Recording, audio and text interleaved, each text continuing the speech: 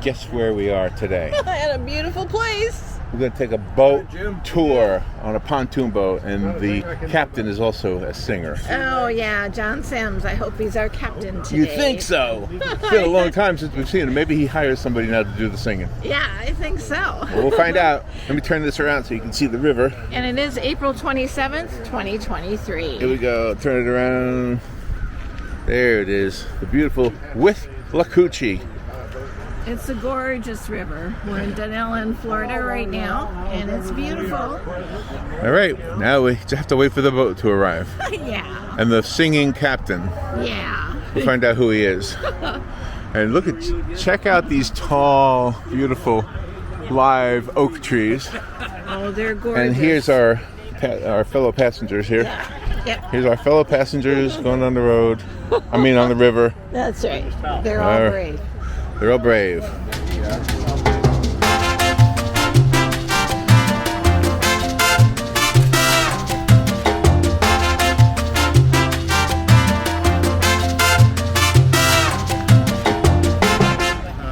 This is Jon Semmes. He's our pilot and our singer. What are we singing today? Songs about Florida. Songs about Florida. Yes. And we knew Jon from, what year do you think that was? Your mom was still alive back then? Oh, yeah. It's probably been at least 25 years ago. Long time. Yeah. Yeah. A long time. I think you were 12, right? Yeah, I think so. I'm 19 now. So you got this business for how long? A little over 18 years. Wow. Yes. And you sing twice a day? Well, sometimes 3 and 4, like today, 3 times. Oh, is that right? Depends on reservations. Oh my gosh, okay. Well, I'm looking forward to a boat ride. Good to see you again. Yeah, you too, Jon. Absolutely. Good to see you. I had a feeling you wouldn't recognize me. Well, when you turned around and said, I'm like, oh, I do. You know, It just took me a second. all of a sudden you recognize me. I told the ladies it's a floating dock, so when I step on it, you're going to fall off. All right. He didn't recognize me at first, Robin. It took me just a minute. Hello, Robin. Hi. Hey, good to see you. Good to see you. You look Yes. wonderful. So do y'all. Y'all look great too. Yes. So we still waiting on some more? Yes. Yeah, there's 6 more. It looks like we have a beautiful morning to work with. My name is Jon. This is Andy. And a couple of quick things Coast Guard likes us to mention to you as we're leaving the dock. First of all, obviously, life preservers are over your head. There are 3 exits to the boat. One is the door you came in on up front, one is on either side. And there are 3 fire extinguishers on board. One is on the front door, one smaller one is down here by the controls, and there's one right inside the little closet door. But hopefully, you're not going to have to worry about any of this today. Andy did figures for last month's tours, and we are proud to be up to an 80% return rate. 80%, it ain't bad, it ain't bad. And folks, the only thing that I will ask of you this morning is if you have, and everybody's, we got to leave 10 minutes early, look at that, thank you all for being early. Anyway, if you have one of these babies, please put them on a silence or a vibrate. Now, if you need to check messages or text someone, I'm fine and good with that part. The hard part is phones ringing, people answering and talking on them. This makes it very difficult to do the narrative part of the tour. So again, I really appreciate that. However, if you find yourself really needing to take a phone call, you can step out this door right here. And today, we are going to be moving along a piece of 2 just incredibly beautiful. However, they are also 2 very different rivers. We have the Withlacoochee River, which is the river we're on right now. It is a dark, swamp-fed, and what is considered to be a tannic river. If you're not real sure what it means to be a tannic waterway, I promise I'm going to explain that soon. Then we also have the crystal clear, spring-fed Rainbow River. Both of these gorgeous rivers converge right here in our city limits. And I honestly know very few places having such a beautiful, wonderful thing to offer as we do in Dunnellon with these 2, again, so beautiful yet different rivers. We kind of like to say around these parts, the two rivers, they really are the lifeblood of our town. If it wasn't for these two rivers, oh, you can bet it would not be near as appealing to live in or visit Dunnellon. So again, we're very fortunate to have them. Today, we're going to see a lot of wildlife. We'll see a lot of birds that I'll be telling you about. Turtles, fish in the rainbow, hopefully an alligator or two. If we are nearing end of tour and have not seen any alligators, Larry has already volunteered to jump in and flash around a little, see if we can't get gators closer. And we also may see river otters. And folks, when it comes to wildlife, I promise you, we will not pass anything by without telling you about it at some point. A quick example of this, almost every log and every stump out here, we are going to see turtles. A little later in the tour, there's a place that Andy takes us that sometimes can be impressive with how many turtles tend to get out back there. So we try to wait to tell you about turtles then. If we happen to pass by a bird, it just means that we're feeling confident of seeing more of same. So in other words, please don't panic. I will tell you about all wildlife before it's over. And right now, we are on the beautiful Withlacoochee River. And Withlacoochee, this is obviously, like a lot of other Florida town and river names, it's an Indian name. The Indian meaning or the interpretation of Withlacoochee, it means river where big gators eat little poodles. It really doesn't mean that. It doesn't. There's two things that I've learned by doing this tour. I've been doing this now for over 18 years. The first thing learned, my comedy really ain't very good. However, the second thing learned, I have a captive audience when out here. You really can't go anywhere. So Andy likes to refer to my narrative as a suffering process the whole way through. Actually, what Withlacoochee means, the Indian interpretation, it means crooked river. Crooked river. And this beautiful river is born out of a swamp. The name of the swamp is called the Green Swamp.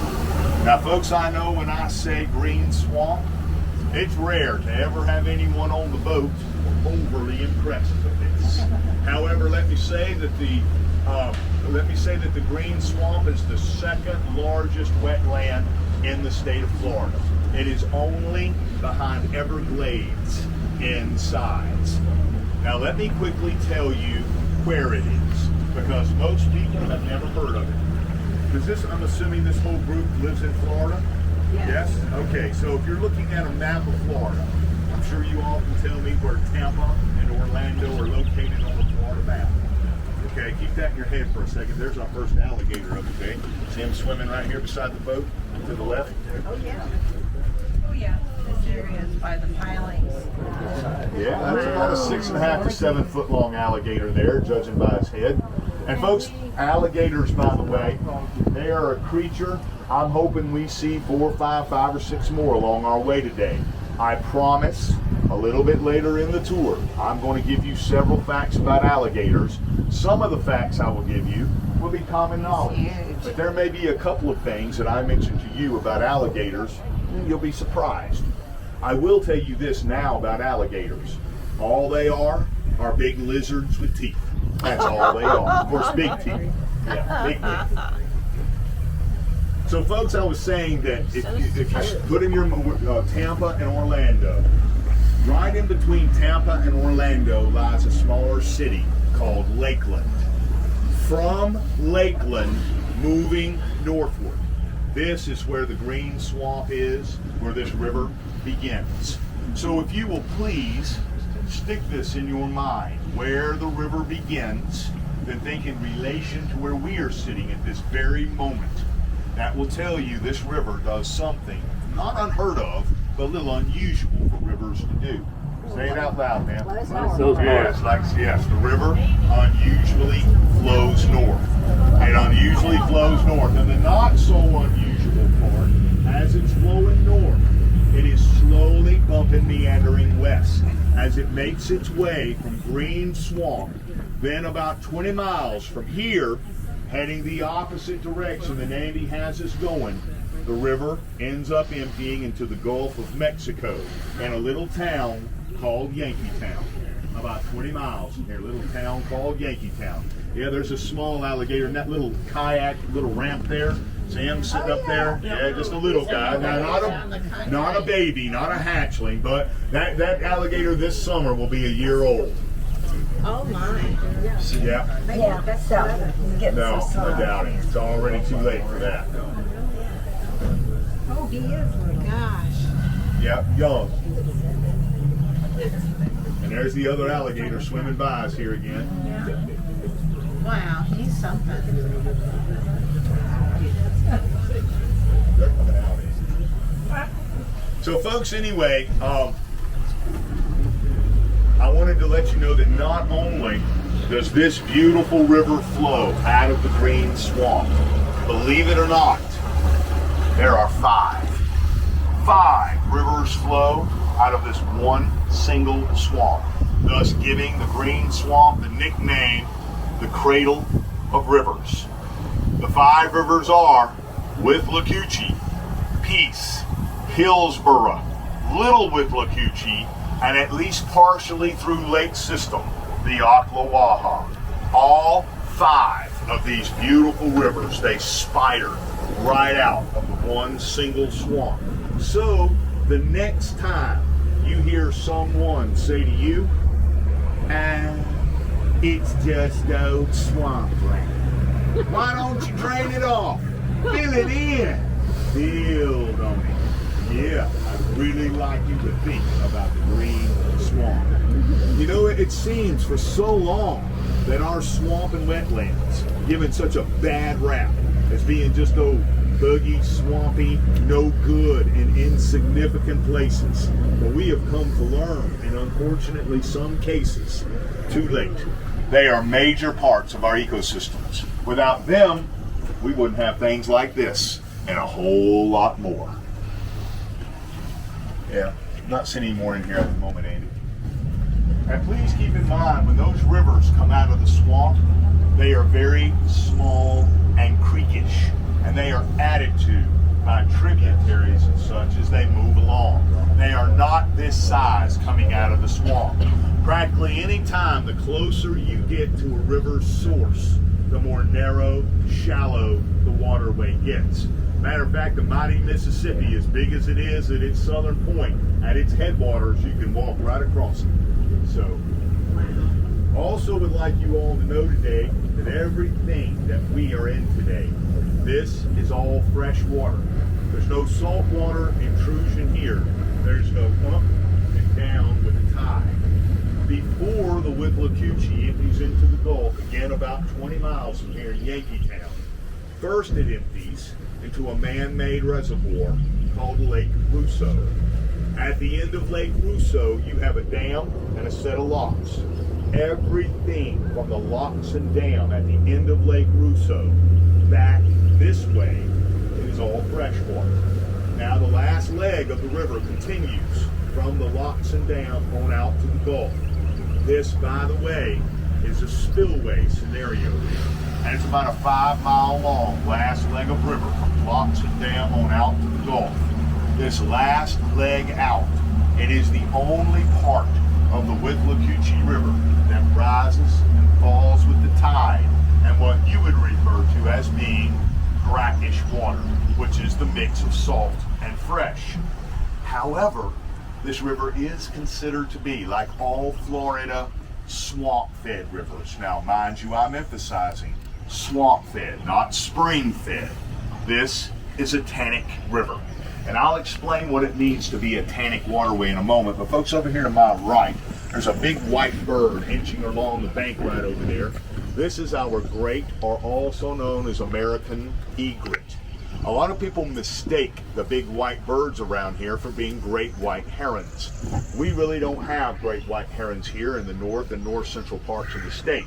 So when you are checking out these big white birds, at least in this area of Florida, more than likely, this is what you're looking at, great or American egret. Now, with that said, I'm not implying that we don't have great white herons in Florida. We do.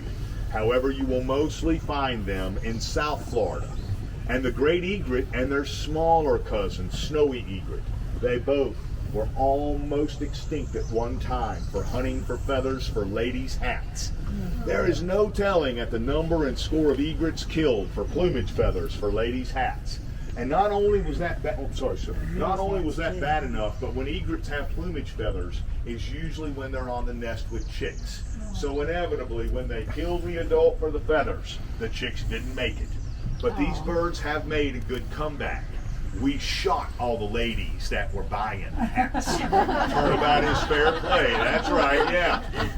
So, folks, I was saying before we saw the bird there that this is a tannic river, like all swamp-fed rivers in Florida. Tannic. What this means, it's tannic acid.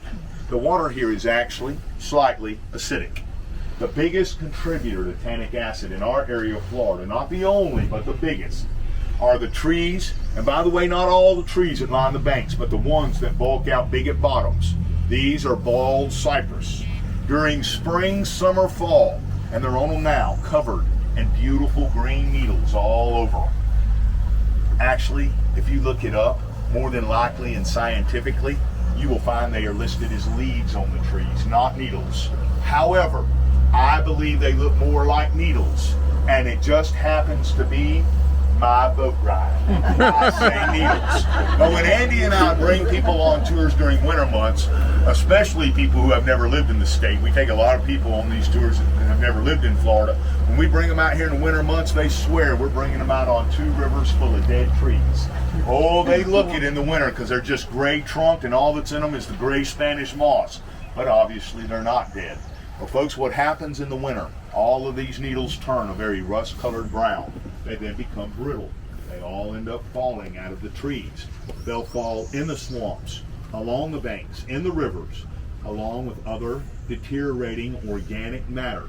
And even the roots, not only from cypress, but especially cypress, they leach out.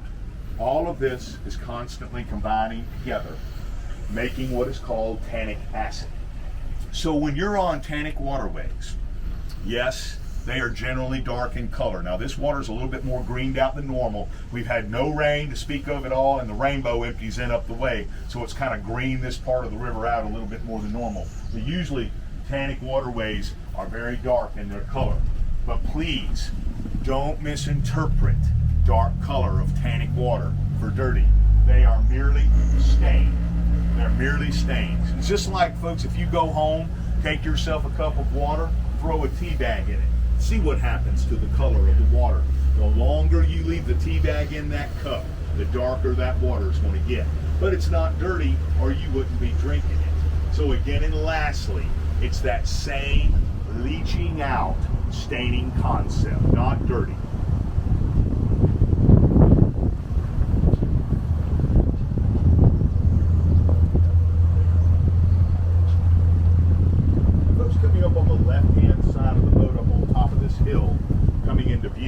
There's a little wooden aqua colored home coming into view right here.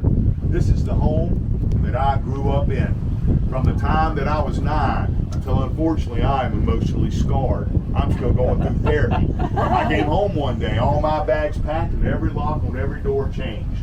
My mean old mama kicked me out. And I, by the way, was only at the sweet and tender age of 50. I was just getting on my feet really good. She went and kicked me out like that. No, she didn't kick me out, but I did grow up in that home. That place, now not the far left-hand side, over that last 10 feet there on the left-hand side, that's an old screening porch that was enclosed many years ago. But the rest of the home is old yellow pine, tongue, and groove. Wow. That stuff is so tough, I like to say that termites break their teeth on it. Beautiful place. It's a great spot. What a great spot for a boy to grow up. So folks, not only did I get the incredible opportunity to get to grow up right here on this beautiful Withlacoochee River, coming up straight ahead of the boat, there's a point right up there with 3 signs, 2 white signs on a post and a green sign on a tree. From that point to the left, everything that is to the left of that point, this is all the mouth of the Rainbow River. The Withlacoochee moves straight on up ahead. So this is what's called or considered to be the confluence of the 2 rivers. And it sounds a little odd to say. However, if you're heading that direction up the Withlacoochee, you're heading south and a little east. However, you're heading up current. So you're heading up river going south. Sounds odd to say that. Up river going south. And folks, of course, we've got some wind on the water up here and the sun keeps going back and forth behind clouds. Anyway, in about 30 yards, 35 yards up here, it does go just dark to clear. Now, if you look over the sides of the boat, if you can't see it right off the bat, don't worry. We're going to take the shallow side, and you will be able to see, and in lots of parts of the rivers, you'll be able to see the bottom. But right here where this wind's blowing, it makes it a little tough. So look down over whatever side of the road you're on, dark. Oh, I see it. Here, right here. I see it. Yeah. It's beautiful. You can see the grass on the bottom of it. Look, y'all should be able to see it right here too. Yeah. Keep looking at the shade on it a little bit. See how you bottom, you just start to shallow it and see it better. Yeah.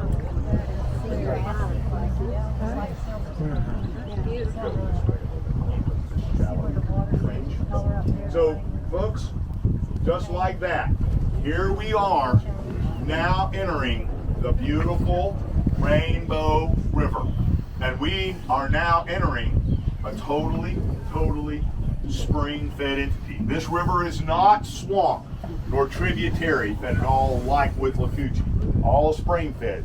And really quick, folks, if you look back here to the left, there's a white bird. I've tried to tell you about them twice and they keep flying away. It's a white bird with a long downturned orange beak, has orange legs and beautiful black tips on their wings. It's a little hard to see the tips until they fly.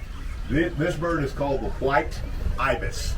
You will see white ibis in lots of Egyptian art. Apparently they regarded them highly. I believe the Egyptians actually held the white ibis as a sacred bird. And also the white ibis is the mascot of the football team for the University of Miami Hurricanes.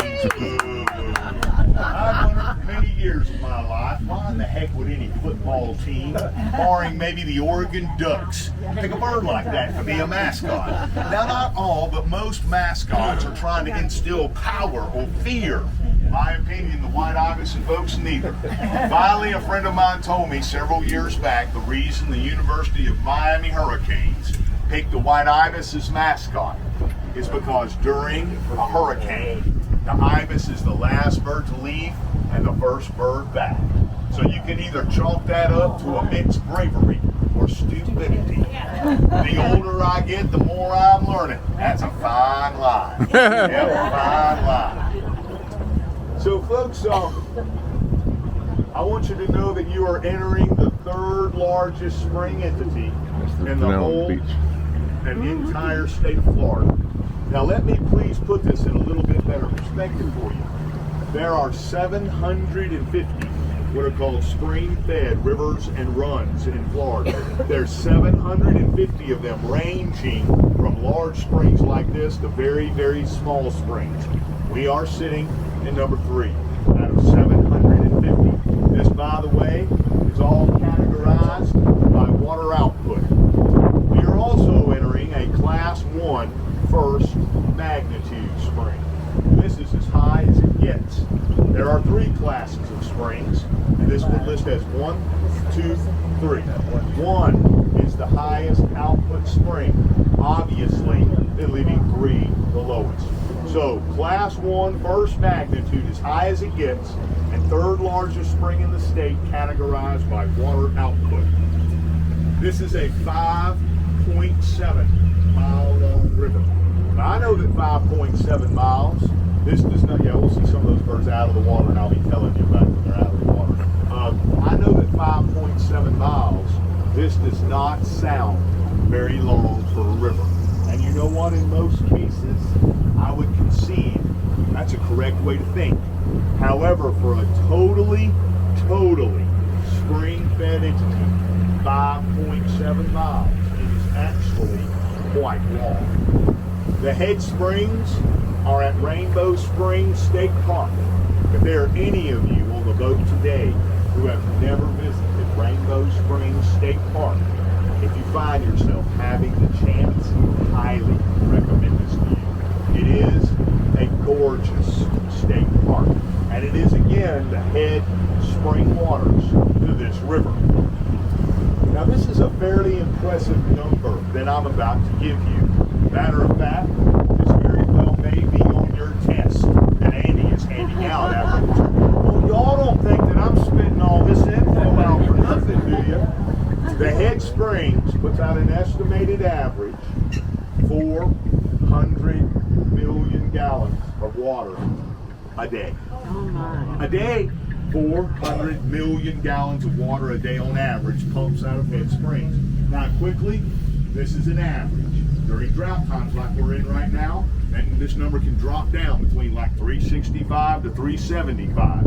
Wet, rainy times, pumping up 415 to 420. But again, as an average, about 400 million gallons of water a day pumps out of head springs. And folks, this is truly incredible. But in a moment, there are two things I want to mention to put that number in a little bit better perspective. But before I do, over here to the right, that first little tree, it's got the reddish leaves. The first one, the shorter one there, there's a bird keep rocking back and forth up there that lit up there. That is a full-grown bird there. That is called our green heron. When the sun hits the back of this bird just right, it sheens a green color. It also, most of the time you don't get to see the long neck. It's got it stretched out for balance right now. And then they also have a crest that'll stand up on top of their heads when they're agitated. So again, that is called the green heron. And then over here to my left, on top of the water, there's a little black bird that has a red head on it right here. This little bird is full grown. It's in a family. You'll see them all out here in the grasses. That's a full-grown bird. This bird is in a family group of birds called the gallinule family. And the ones with the red heads, like this one, are the common gallinules. But the little gallinules, they have a nickname. If you could look at their feet, nothing else, just their feet alone, you would bet every dollar that you had on you, you were looking at the feet of a chicken. So swamp chicken is a nickname. Common gallinule is the real name. Swamp chicken. What do you call coots? Coots, sir, they look very similar to that. They're just a hair bigger and they have white bills on them. And we have coots that come down for the winter months, but they've all pretty much gone back now. Where does the water come from? I want to get to that, sir. Thank you. Some of it comes from Carolina, but most of it is North Florida recharge areas. Some of it does come from Carolina, and I will give you that water journey in a few minutes, I promise. Folks, coming up my gosh. straight ahead of the boat. It's going to be on the right-hand side of the boat. We're just kind of going to skirt past it, but y'all see this stuff that's growing from the bottom, and there's a bunch of it over there too, from the bottom of the water to the top right here. This is a microcosm of a very nasty, prolific exotic called hydrilla. And we're going to talk about hydrilla just a little bit later on in the tour. I kind of like to set it up first, but I wanted you to look at this stuff. That way, when I do talk about it, you'll have in your mind what I'm talking about. So again, this is just a microcosm of hydrilla. Do manatees eat that? Some, yeah, but we don't have manatee in here because of the locks in the dam. They can't get through. They don't use those locks anymore. That was for that cross-Florida barge canal thing. So there's no way for manatee to come up in here. Oh, okay. So folks, I mentioned about 400, yeah, that's the common gallinules, it looks like over there. It's that time of year. So anyway, I mentioned that about 400 million gallons of water a day on average pumps out of Head Spring. And I mentioned how impressive this is, and it is. But two things to please quickly mention to put that number in a little bit better perspective. First of all, 400 million gallons of water a day. Fighting. This is about what the city of Tampa uses every single day. Now, mind you, please, this is only one city municipality in the state of Florida. It's only one. And there's another good look at a great egret on top of the box right there.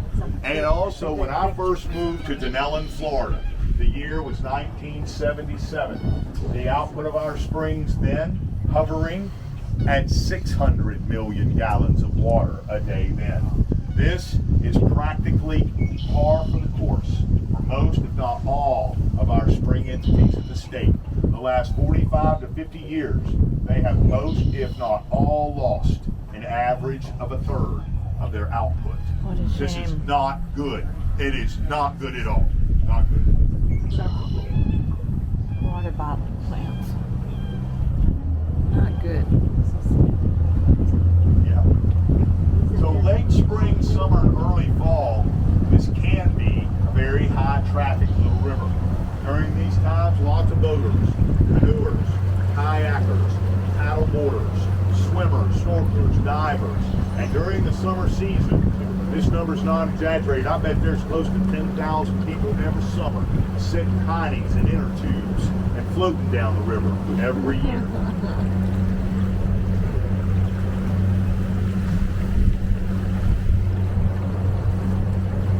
We do have a lot of different kinds of freshwater fishing in these waterways, but we are actually self-proclaimed in the Dunnellon area as being the bass capital of the world. Between the Rainbow and Withlacoochee Rivers and also that reservoir, Lake Russo, people consistently pull out 8, 10, 12, and even the sometimes occasional, these are more rare at the end, but even occasionally, 14 to 15 pound lunker trophy largemouth bass. Yeah, the bass fishing industry here used to be a real foundation for our local economy, and still is to a point. We're just a lot more diversified in the economy now. I mean, hey, we have got ourselves a super Walmart and a McDonald's. Yeah, and about 60 or 70 other things in this town I could have made it without. But anyway, bass fishing still is big around these parts. Do you fish in the spring? I'm sorry, ma'am. Are you allowed to fish in the spring? You can fish, yes, ma'am. All the way up to the last, like, half mile up into the head spring. Then you can't fish the last half mile. Yes, ma'am.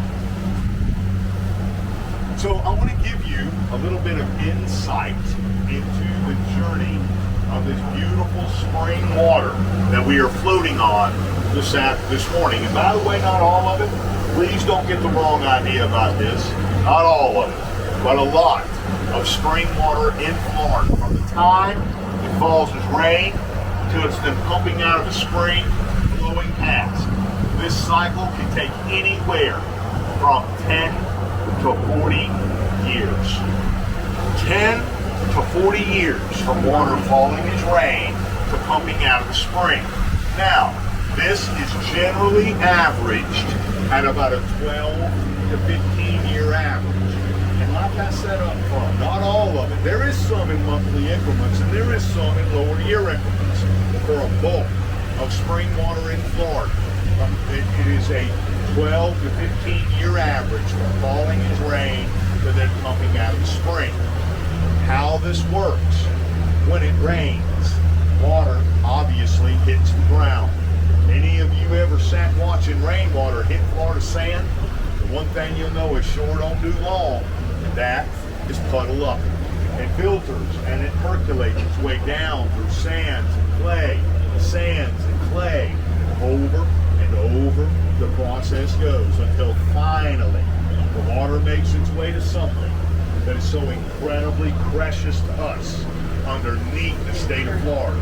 And this is the Florida aquifer. The aquifer is this limestone rock. It is also scientifically known as karst.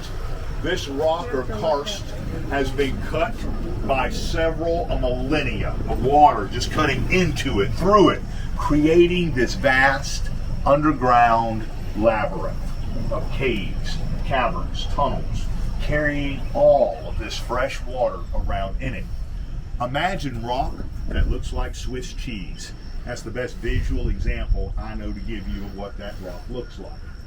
And folks, I'm coming right back to that water journey and facts about the aquifer, but over here to the left, on top of the vines right there, there's a brown bird with white speckled feathers all over it.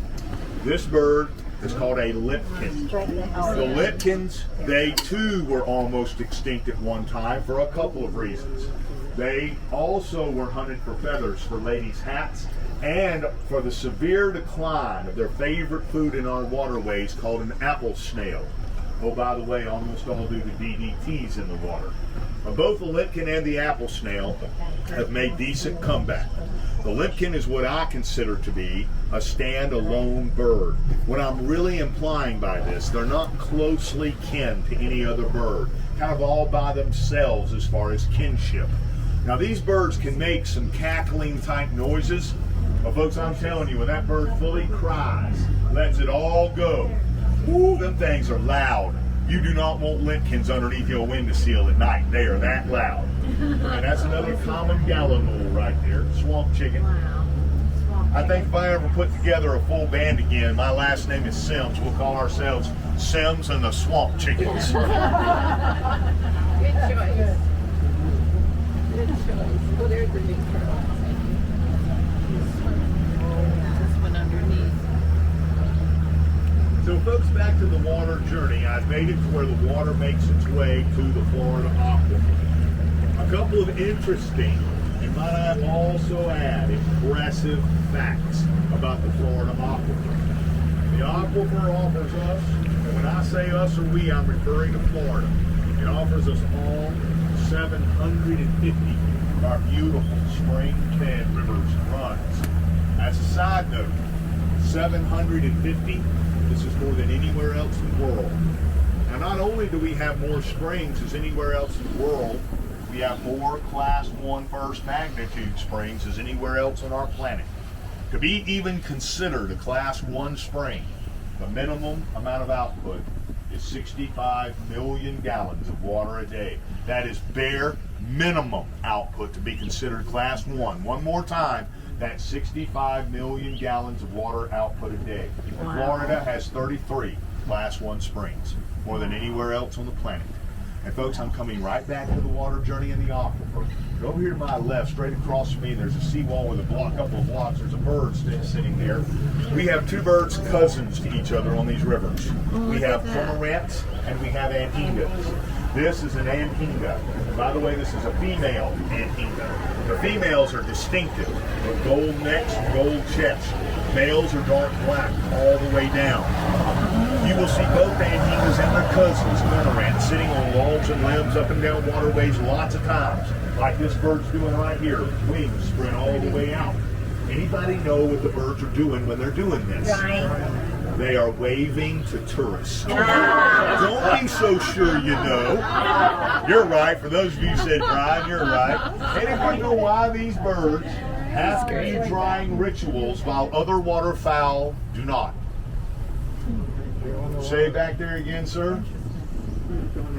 That's right. They don't have the oil. Y'all ever heard the old saying? This will put this in a better perspective for you. Don't let it bother you. Let it roll off like water off a duck's back. Always true to old sayings. Most waterfowl have an oil inhibiting sheening water from penetrating feathers and bodies of the bird.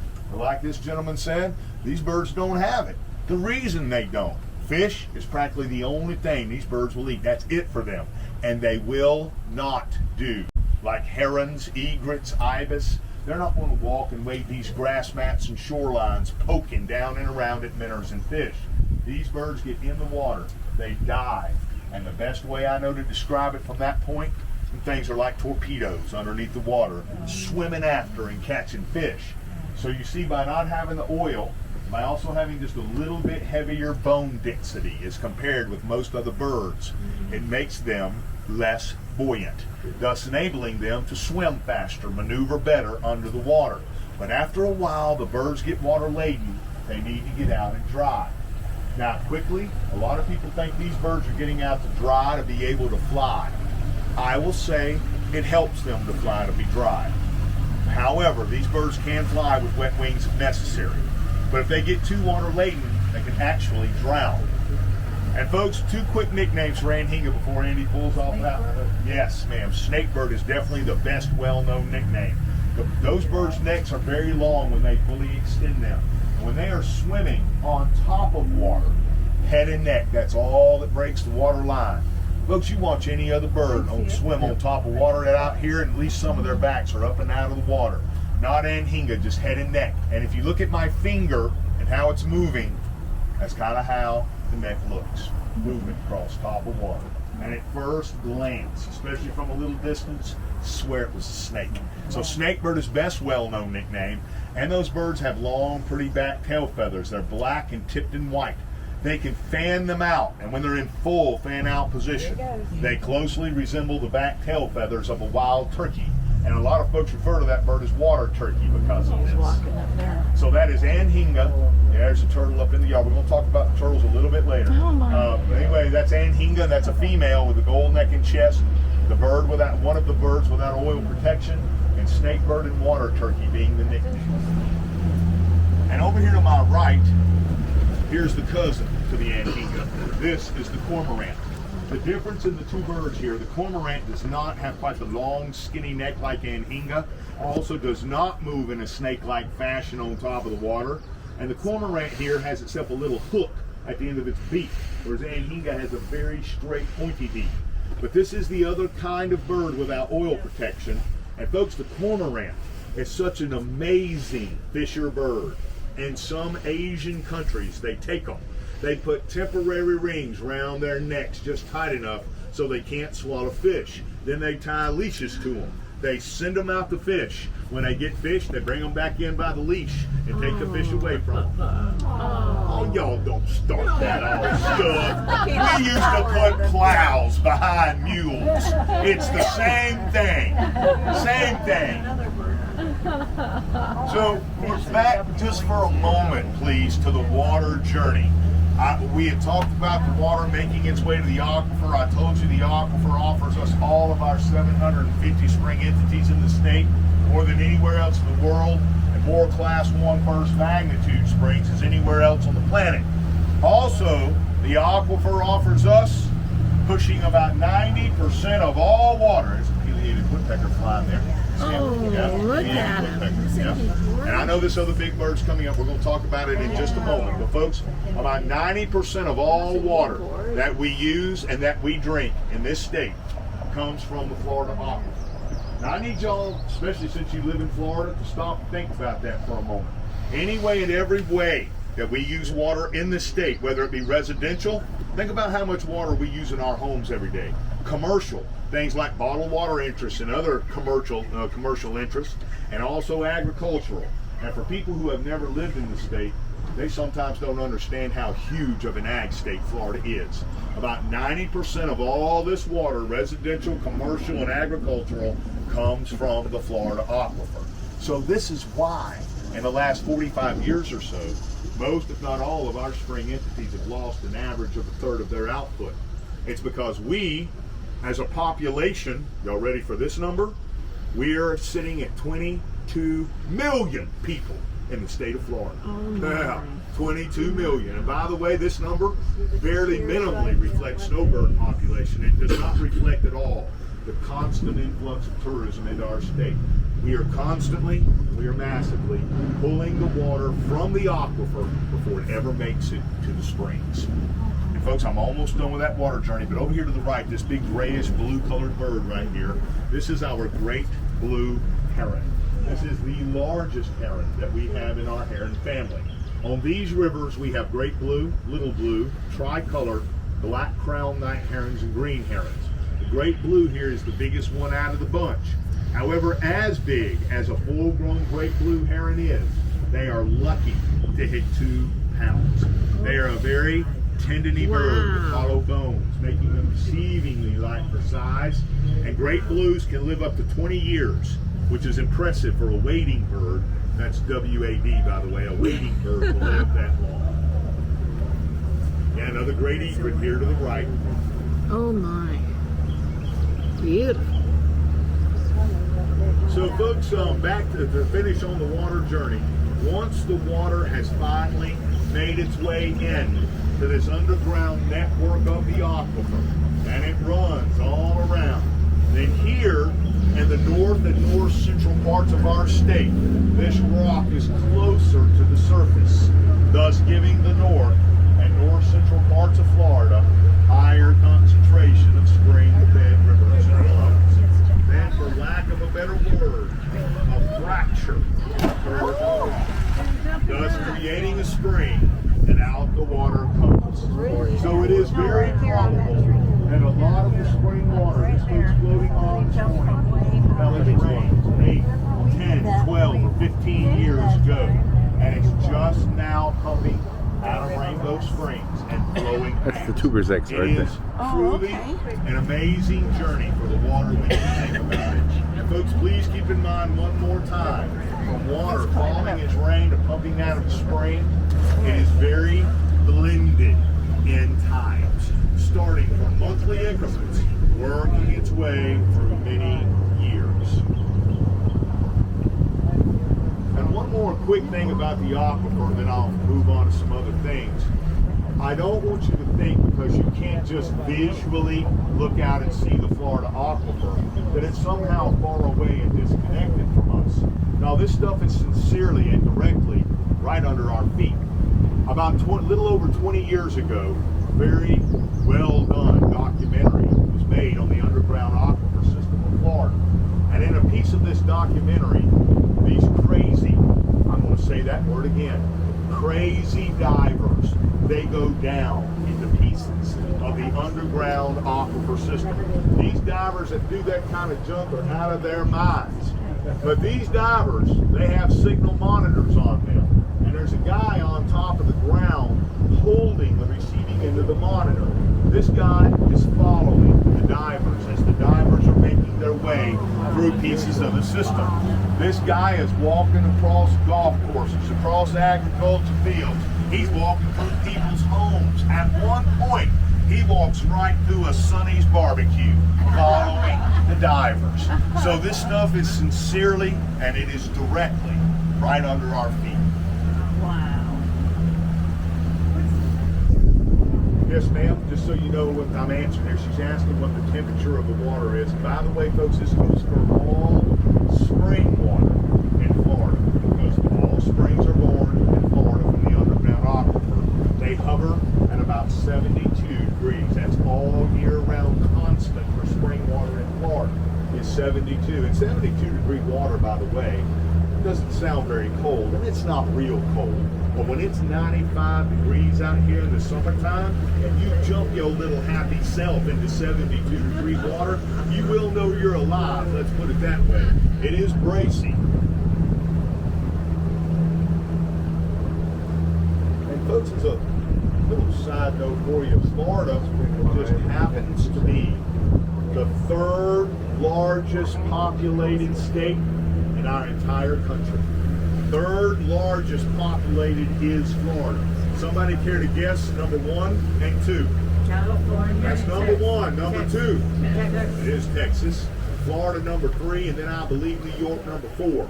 New York used to be number 3, till everybody from New York moved here. And folks, I know there's a little sarcasm in my voice there, but honestly, there is no malice in my heart. Because believe you me, I don't blame a soul for wanting to live in Florida. I don't. However, there are 2 things on the flip side of coin. Number 1, at least for me personally, it is really starting to get stuffy around here. And secondly, and I'm not going to put everybody in the same basket that moves to Florida from a different state. Not everybody, but a lot of people that move to Florida from somewhere else, they just don't think of Florida as home. So they don't treat it quite the same way. It's a little bit more disposable to them. And that's also what happens when you're a tourist state. Are you going to answer the question about why there's no development over on this side of the river? Well, now that you've asked it, ma'am, I will. Sure. Get ahead of you. That's all right. Yeah, this, well, folks, from the bridge down about right where those kayaks are right now, this is owned by the county. Right back there's an old train line. It is now a bike and walk trail. And then the rest of it, except for the trail itself going down this way, is owned by a private club called the Rainbow River Club. And they do have a little cluster of cabins back there, a clubhouse, an outdoor big pavilion, but it's pretty low footprint, but it's owned privately by the Rainbow River Club. Yeah, there's not much place else except for this right here, and it's it's owned by the River Club to build on the Rainbow River. God bless them. Yeah. I don't know how long it'll last. Yeah, prices on the Rainbow right now. I was hoping to stay I mean, it's crazy. Everything's crazy right now, but I will tell you, I'll give you a ballpark. Bottom of the barrel. I'm talking about a older home, a modest home, probably needs some work home. You're looking at minimum $850,000. Yeah, that's the bottom of the barrel right there. So just go up from there. Absolutely. You're on a 5.7 mile spring-fed run. They ain't making no more of it. So.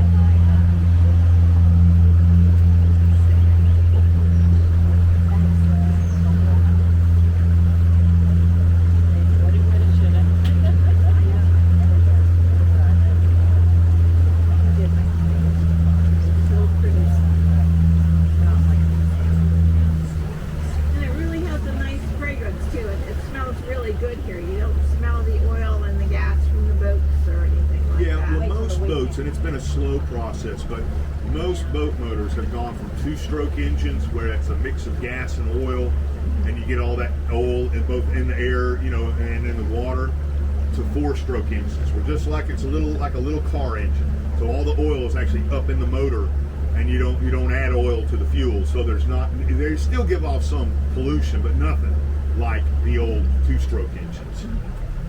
This is so nice, beautiful. Now, folks, coming up on the right-hand side of the boat, now not the place we're directly across from, but the next little place down. It's a little white cottage. It's got the glassed-in room on the back, little white shed along with it. This little cottage, by the way, it has been here long before I moved to Dunnellon in '77. The people that own this cottage now, they're weekenders. It's actually been handed down through family.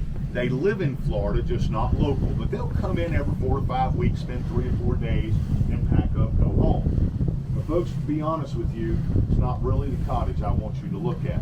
And this is very important, because this is one of the things that a lot of people do that move to Florida from somewhere else that is so detrimental / devastating to our waterways. I want you to look at the yard. You are now looking the absolute perfect Florida yard. Yes, you are. This is native grass, native plants. Anybody care to take a couple of guesses, things that are never, ever done in this yard? That's the big one. First of all, they never put a drop of water on it. They never fertilize. No pesticides, herbicides, and insecticides.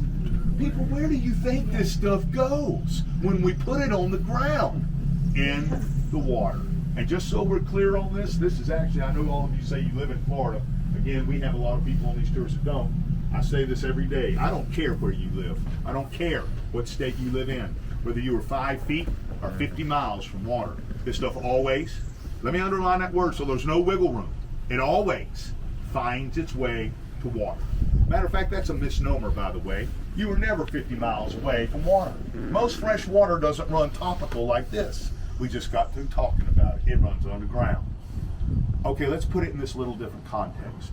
Why do you think we take the time and the money to dig wells? Because that's where the water is. I say this to people because I have a lot of people actually say to me, well, John, I don't live right on or near a waterway. Whatever I put on the ground's not getting in the water.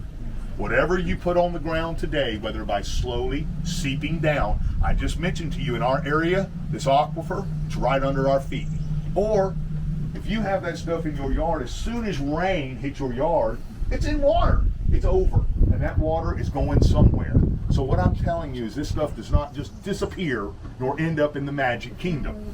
Now this grass in the winter months, and it's still kind of the winter look for the native grasses right now because the rains haven't started yet.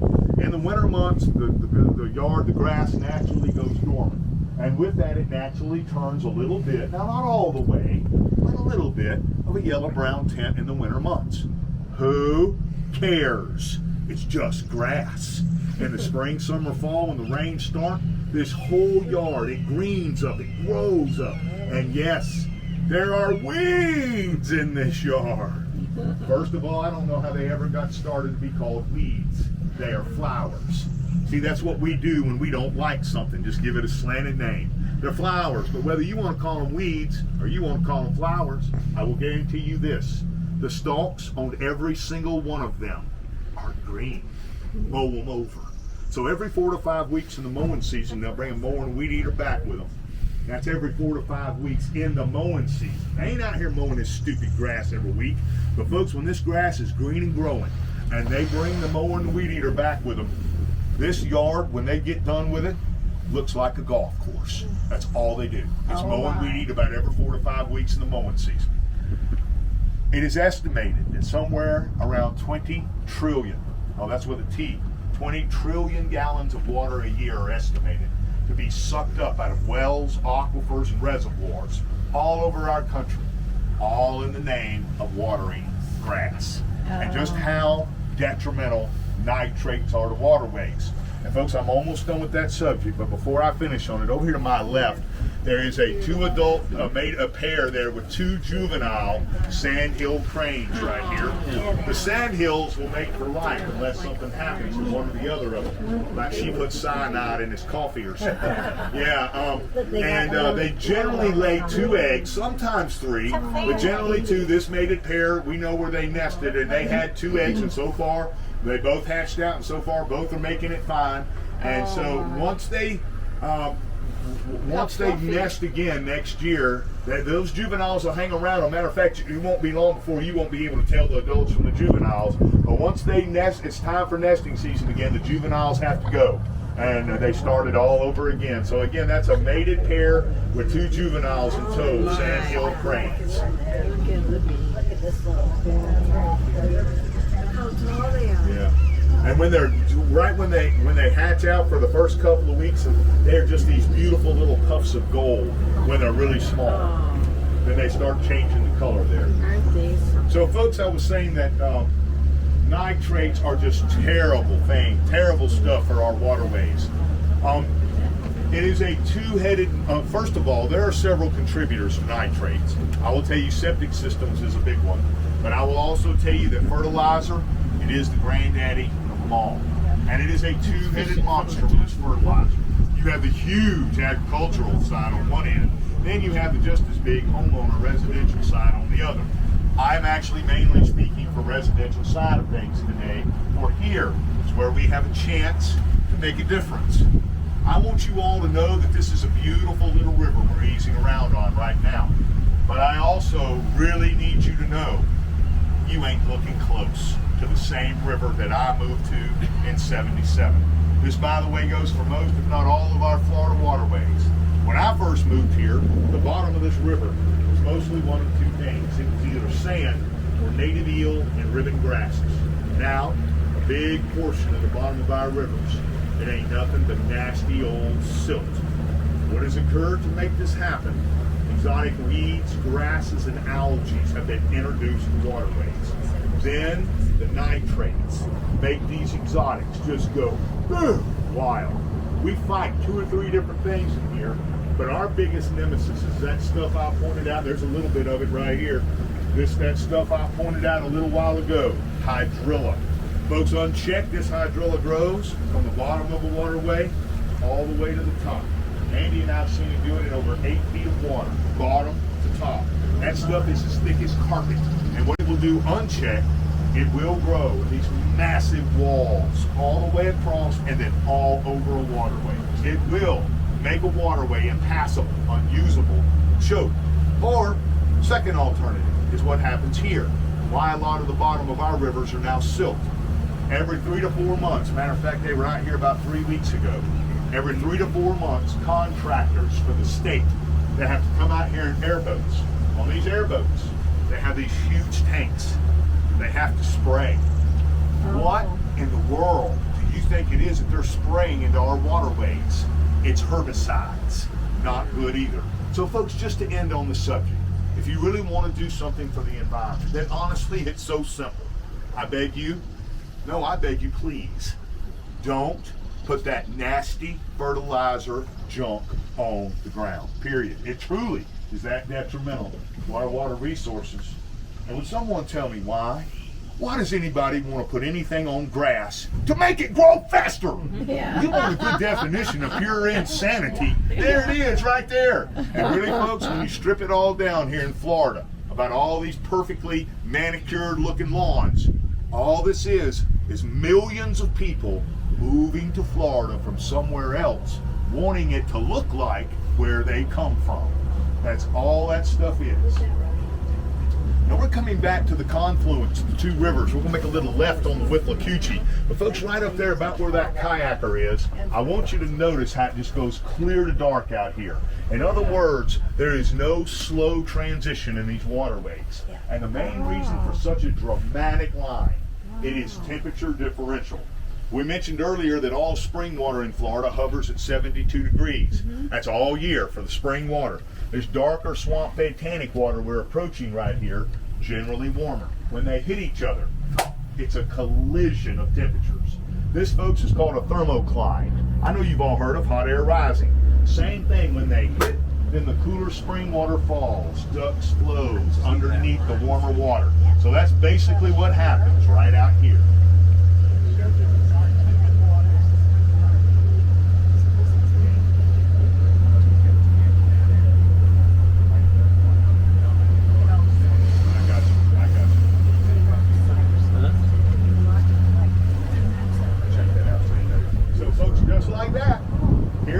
Back on the beautiful Withlacoochee River.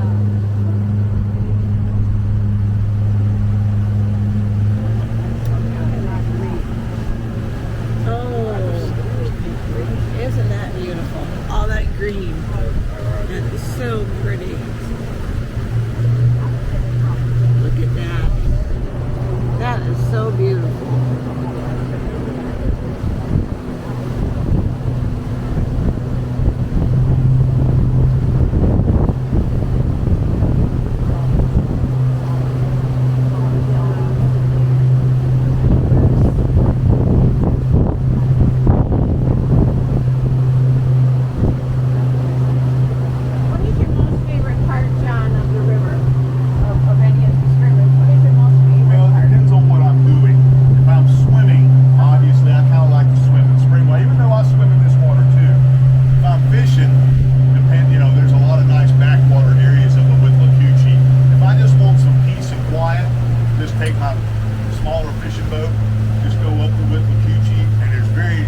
Stretches along the river where it's just the river, the trees, the wildlife. It's absolutely gorgeous. It truly is. Oh, Yeah.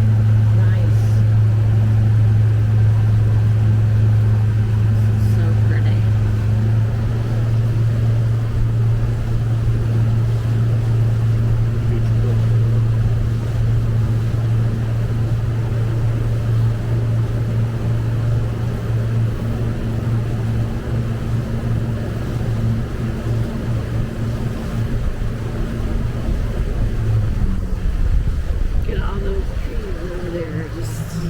Just there, untouched. Now, folks, coming up straight ahead of the boat to my left, there's going to be a log with a couple of turtles on here. Now, when the sun hits this whole log full on, almost every inch of this log will be covered in turtles.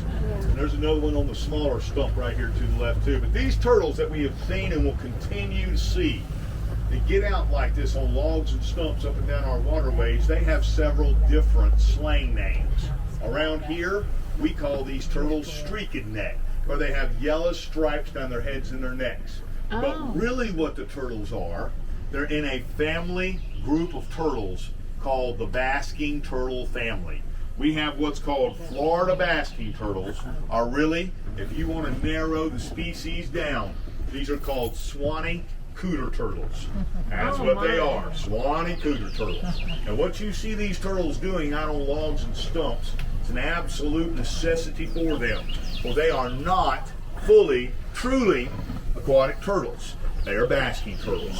If they don't get out and dry out, it slowly degrades their flesh. Kind of like if we stick our hands in water for a while, our hands get soft and wrinkled. It's a very similar scenario happening to the bodies of these turtles. So again, it is a requirement for them to get out and to dry out. Now, if it happens to rain for part of a day, it doesn't hurt the turtles to be in the water for a period of time. But when they can, and for a while, they need to get out and dry. And one more time, these are Florida basking turtles, our species narrowed down Swanee cooter turtles. The folks are going to stop right over here, and I'm going to sing for you a handful of songs about the great state of Florida. Hence the name of this tour, Singing River Tours. Now, this is what church are y'all from? Is that Lutheran? Yeah, y'all can handle this.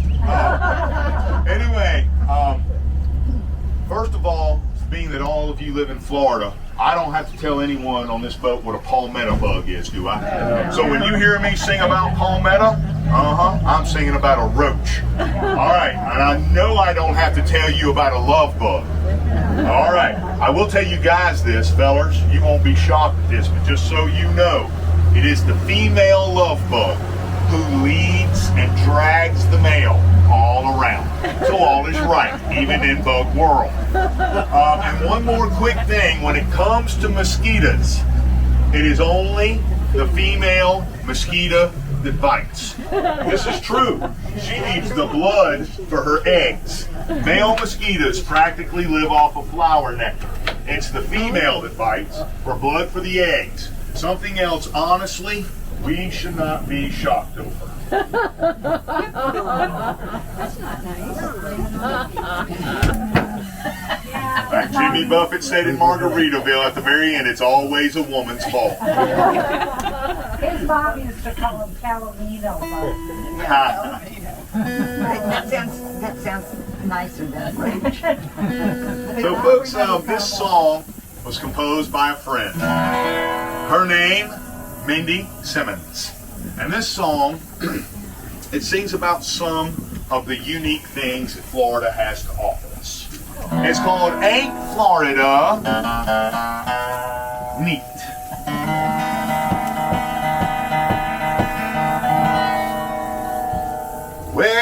Well, we've got roaches the size of Texas, and they ain't got wings so they can fly. They're full of protein.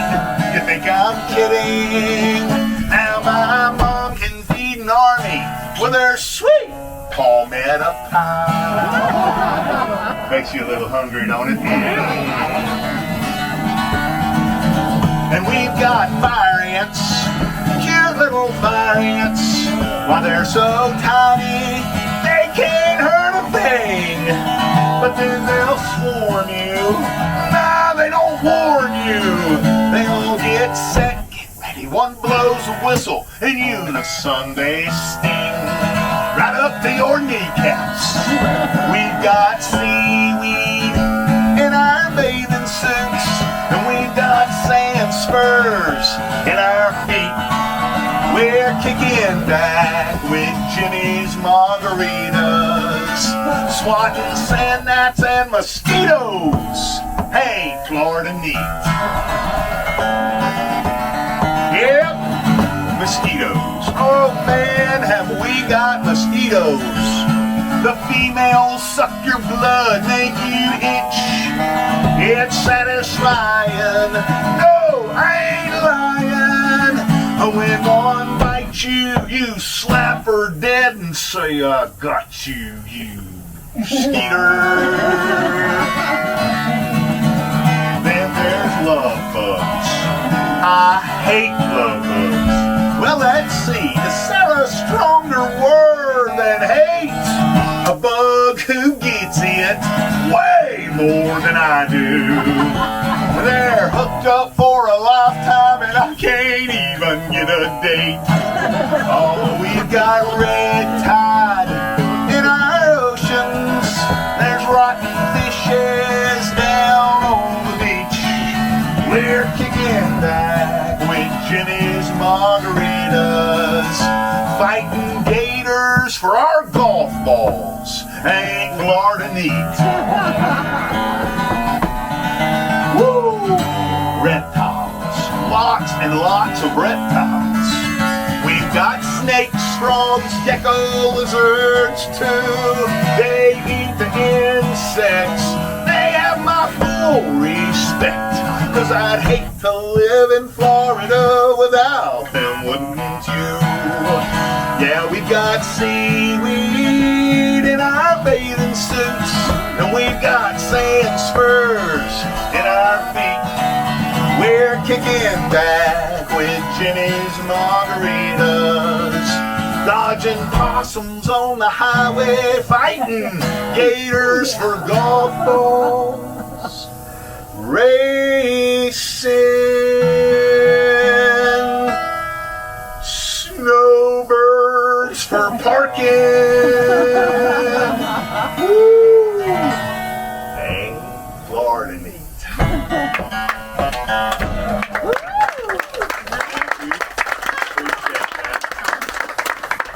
Unfortunately, do not believe Department of Tourism will pick that up as a theme song. But it does sing lots of truisms about Florida in it. A friend of mine who is right here in Dunnellon. His name?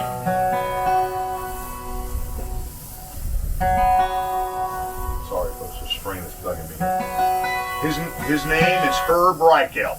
And Herb is a retired fish and wildlife man and a fine banjo picker. Anybody know the difference between a dead possum and a dead banjo picker in the road? There's skid marks in front of the possum. Anyway, Herb wrote this song about our springs, and there's a little underlying message how sometimes small things can and do have large impact. The song is called "The Spring is a Fountain."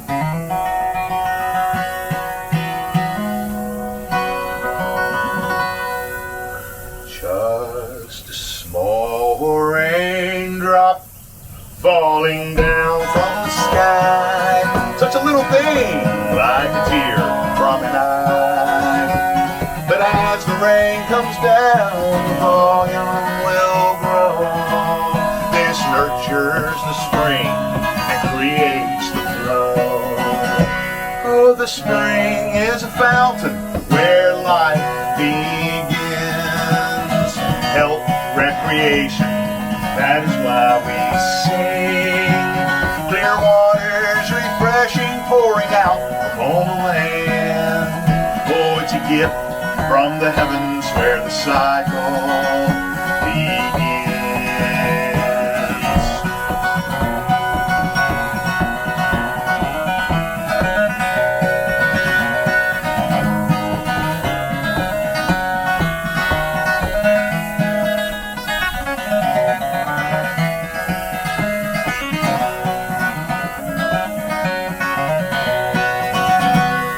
Spring is a fountain where life begins. Health, recreation, that is why we sing. Clear waters, refreshing, pouring out on the land. Oh, it's a gift from the heavens where the cycle begins. It sounds so simple, but that's not exactly true. That flowing water needs help from me and you. So much can go wrong as it moves along its way. The springs need our protection every single day. Oh, the spring is a fountain where life begins. Health, recreation, that is why we sing. Clear waters, refreshing, pouring out on the land.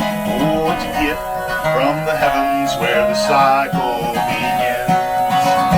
It's a gift from the heavens where the cycle begins.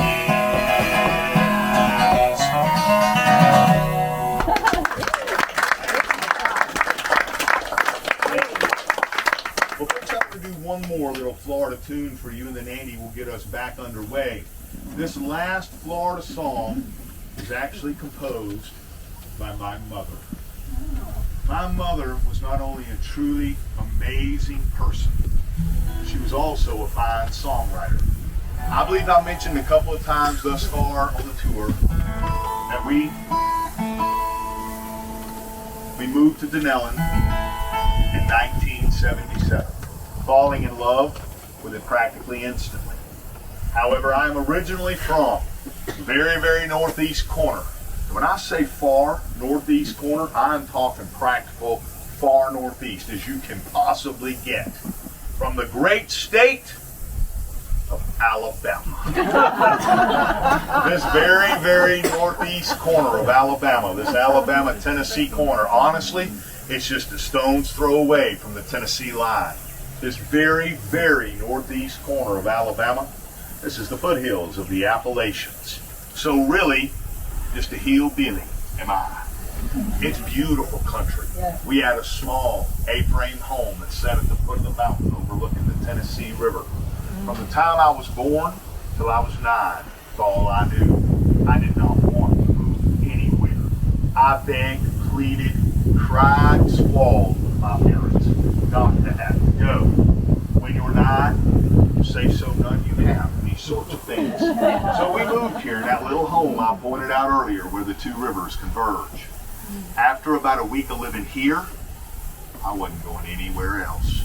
Absolutely fell in love with these two beautiful rivers, the wildlife associated with them, the little town of Dunnellon and its people. And after a little bit more time traveling around, I found I'd fallen in love with the state of Florida. For what an incredibly awesome state that Florida is, if we don't end up paving and concreting over the whole dad-blasted thing. And quickly, folks, it does mention cold in this first verse. Now, I know a lot of people do not equate Alabama with cold. And believe me, I understand that there's different levels. I mean, there's cold, and then there's Minnesota. I understand. However, that very, very northeast corner of Alabama on that Tennessee line in the foothills of those mountains in the winter, it does get cold. And it seemed like when I was a kid, growing up there in the winter months, I was always running around with a cold. My mother used to say, matter of fact, this line is in the first verse of the song. She used to say, these awful winters are going to kill you. She used to also say that young'uns ain't nothing but little balls of poison. So, anyway, this is a little song my mother composed for me many years ago now. It's called Florida Man. When I was just a skinny 9-year-old, my mama brought me out of the cold. Are killing you, my son. So she took me to the state where winter's always done. I had to leave the place where I was born. Oh, leave my Alabama mountain home. Lord, missed our cabin where the Tennessee River ran. But I became a Florida man.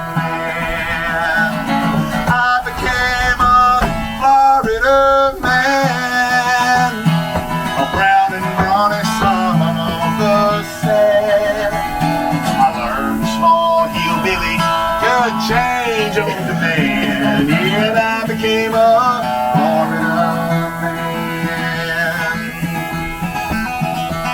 We moved to where the Withlacoochee flowed into the Rainbow River's crystal cold. I became nature-wise, lived my life in paradise. One with the things that swim and with the things that fly. I found where the darting osprey goes, where the playful otter chose to grow. I watched the great blue heron carry out her careful plan, and I became a Florida man. I became a Florida man, a brown and brawny son of the sand. I learned a small hillbilly, good change on demand, yeah, and I became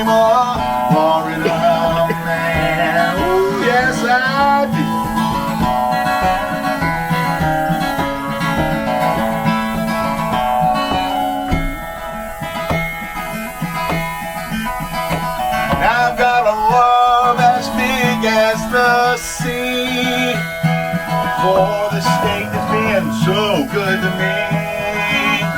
I sing for light-filled waters, I sing a lullaby to my little children of the moon that lights her sky. Of her grunting gators too I sing, oh, I celebrate her music, hear it ring. Deep within her borders, I'm proud to make my stand, for I am a Florida man. Yes, I am a Florida man. Hey, I'm a brown and brawny son of the sand. I learned small hillbilly could change on demand, and I became a Florida man. I learned this small hillbilly could change on demand, and I became a Florida brown and brawny Florida. Hey, I became a Florida man. Ooh, I most certainly did, and here I stand. Yo, Florida man.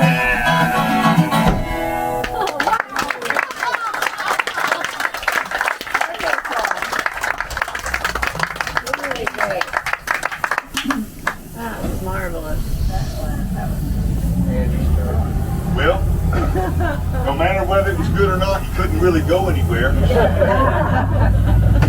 Now, folks, I want to give you a few facts. Andy, when you back up, go with that bus up there earlier. I don't know if you're still there or not. I saw him move on to see the turtles, and I forgot about them. There's a game alligator over here laying behind these bushes. They're in the water. I don't know if it's still there or not. I was there when we first came in. I said, well, we'll go look at the turtles first, and when Andy backs up, I'll tell him to go over there, and I forgot about it. So,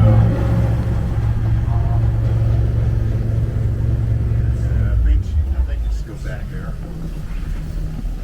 Maybe you could just step out. Yeah, just step out and point them to you. Yeah. Yeah. That's cool.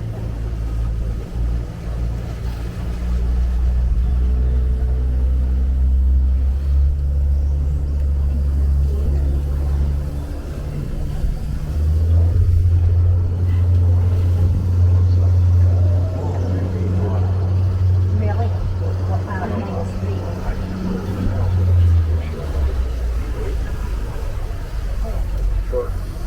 Yeah, folks coming up straight ahead and going to be back. Yeah, turtle there. But back here, you see where the vine sticks out and then it kind of goes back. There's a little water going back in there and going to be right back there on the bank. Yes, it's there. He's there. Yeah. Right here, man. Yeah, look over here. Yeah. Oh, I thought you said. Oh, I see. Oh, there it is, right there. Just see this camera. Right there. Yeah. See him. Wow. There he is. Oh. Everybody knows that alligators are reptiles. They are cold-blooded creatures. However, contrary to popular belief, they are not these voracious eating machines that they have been made out to be. They are reptiles. And reptiles do not require near the amount of food or fuel as warm-blooded creatures do. Actually, alligator body temperatures, they need to be at a certain point or higher before digestion will work well for them. Most, if not all, reptiles are this way.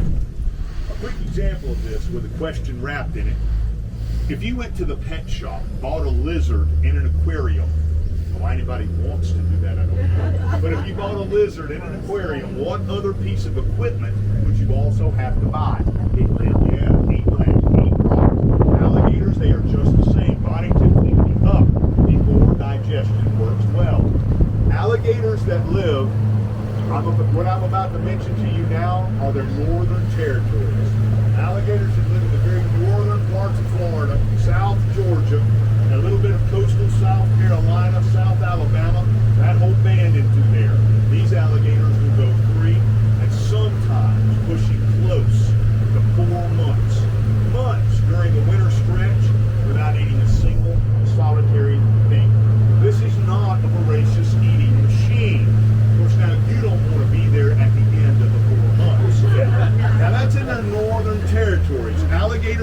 instance, in South Florida, generally don't have as long a span of time to have to wait to eat because it is seasonably warmer in South Florida. You're good, Andy. It is seasonably warmer in South Florida than it is the coastal regions of South Carolina. So again, in the Northern Territories, if need be, and what that need be means is depending on the winter they're having there, but if need be, they can go 3, pushing close to 4 months during winter stretch without eating a single solitary thing. And also during warmer months, when alligators are eating, they generally only eat about once or twice a week. They are not voracious eating machines. Alligators generally need to be somewhere around between 5 to 6 feet long before they will reach sexual maturity. In the wild, this will take an alligator 5 to 6 years to reach that length.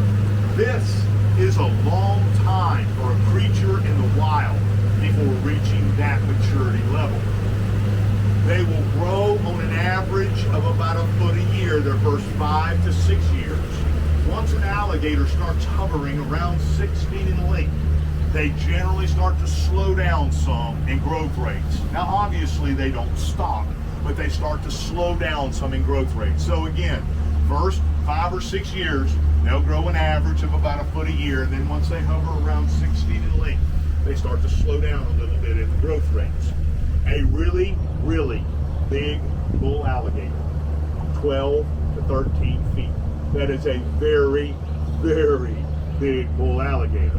Now folks, like in nature with most things, there are, and I'm going to underline these 3 words for you here, a super rare handful. When I say handful, I mean it, handful of bull alligators in some really remote areas. Creeping, hey Tommy! Creeping between the 14 to 15 foot range. Those again are super rare to find. And that is as big, by the way, as a full-grown bull alligator will ever get. Alligators lay eggs in a nest.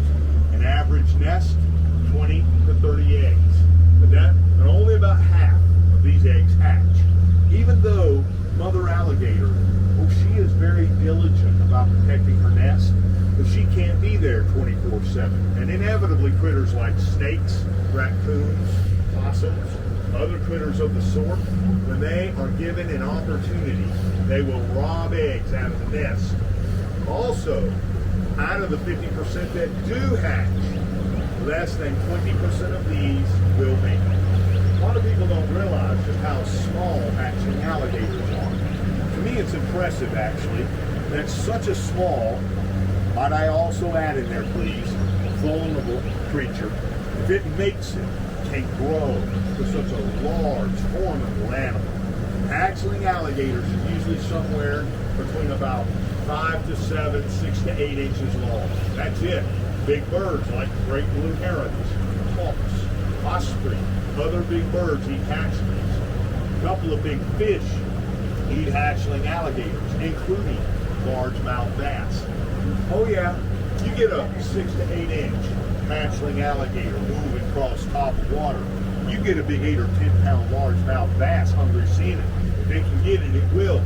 And not the mother of the nest, but other adult alligators eat hatchling alligators. Yeah, just think about how much better off we'd be. But anyhow, how this all shakes out and figures out on a really good year for alligators. Out of 100% of all eggs laid, only about 5 to 7% make it to adults. That's it. But this is also the way attrition percentages are supposed to work for them. And folks, one more quick but interesting fact about alligators. It is temperature that will determine whether an alligator be male or female. Yeah, temperature dictates sex of the alligator. If you look it up, I believe you'll find there's some sea turtles the same way. Now the temperature lines vary a little different than alligators do, but it is temperature that dictates sex of the creature. How this works, it's temperature of the nest, which then in turn influences the temperature of the eggs in the nest while they're in the incubation state. I believe the temperature line for alligators. Eggs, hold on just a second. I'll tell you the temperature line in a minute, but folks, there's a bird over here to the right in the grass coming up. This is our little blue heron. When I say little blue, I am not implying that be a juvenile bird. No, that is a full-grown, mature little blue heron. Very deep and solid colored blue. It's actually so deep blue, the neck is lavender. And believe it or not, when that bird is juvenile, pure white. Pure white or juvenile. So again, that is your mature little blue heron right there. So anyway, folks, I was saying the temperature line for the alligators. Eggs that are in the nest from 86 to 92 degrees, anywhere in that window of 86 to 92, they actually can go either way. We refer to these as Key West alligators. Everybody does. From 93 degrees and up, they are all male. From 85 degrees and down, they are all female. Once again, forever and always proving to us females are more cold-blooded. This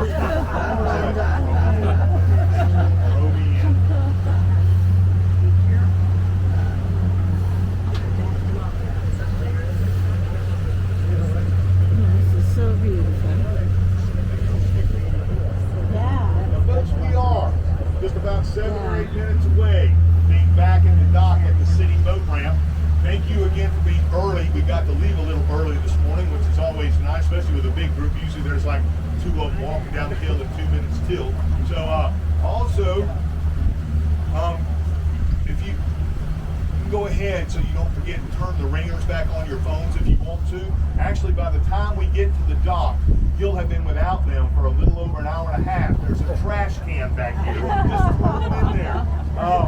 If anyone would like a brochure on this tour, if you raise your hand, Andy will be glad to bring you a brochure if you would like one. Also, now if you don't do this sort of thing, Lord, don't worry about it. Because I will tell you personally, I'm not a computer guy at all. But some people like to make comments on trip sites like Yelp, Google+, TripAdvisor. If you make comments on such sites, they are always greatly appreciated.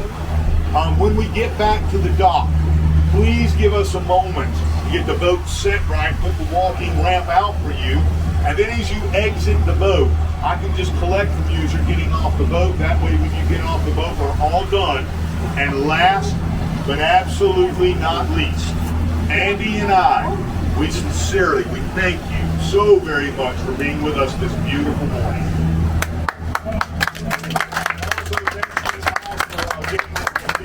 All together. And together that keeps going, anyway. That's too funny. Jeez, I got to give up this morning. I give up.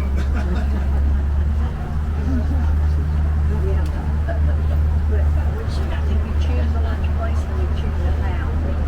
If we're going to go here or over at Sugar's or there's...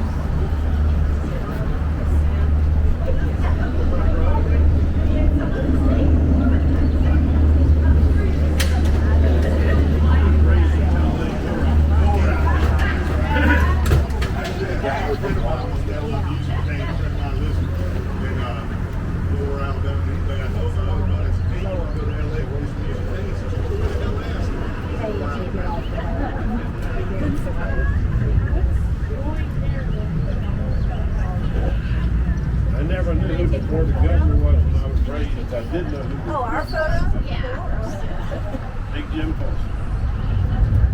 Look at that. So for an alibi or something? No, it's for the next episode of Yellowstone. Probably more like this. Taking pictures of us. He's been filming. So that little tiny thing. What are you doing? You're welcome. Thank you. Yeah, absolutely. Thank you, ma'am. Thanks so much. Thank you. Thank you, sir. Yeah, it'll be last, and we'll get the selfie with the four of Yes, us. sir. and Thank John. you. We better be Ha. Well, thank you very much. Thank you. Thank you, sir. Appreciate it. Oh, thank you very much, man. Come on, Thank you. guys. Thank you. Wait. Let's do a selfie, all of us. Okay, wait, John, that was award-winning. That was so good. There we are. Here we are. That's a good pose. Okay, we got it. Do you have you too?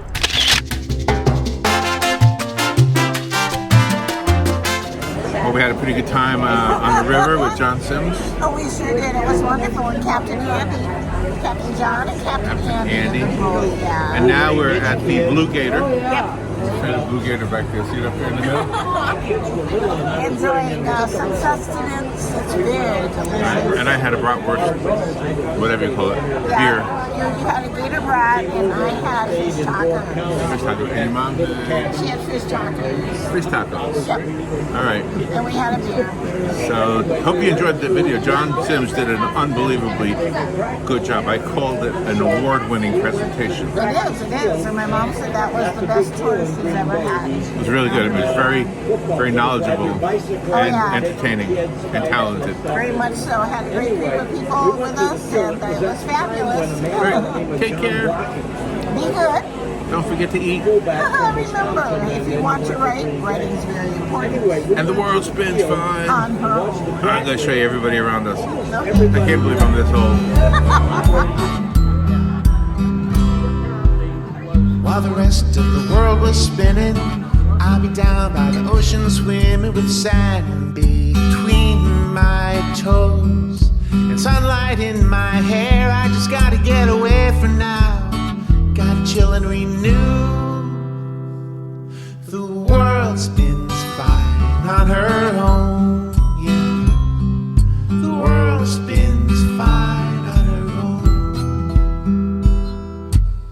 While the rest of the sun was setting and the rest of the world was getting their dose of nightly news, I couldn't help but laugh at the thought that I once was with them. Then I suddenly knew the world spins fine on her own, yeah. The world spins fine on her own. Time never gives a refund. Spend it any way you want, but once it's spent, it's gone.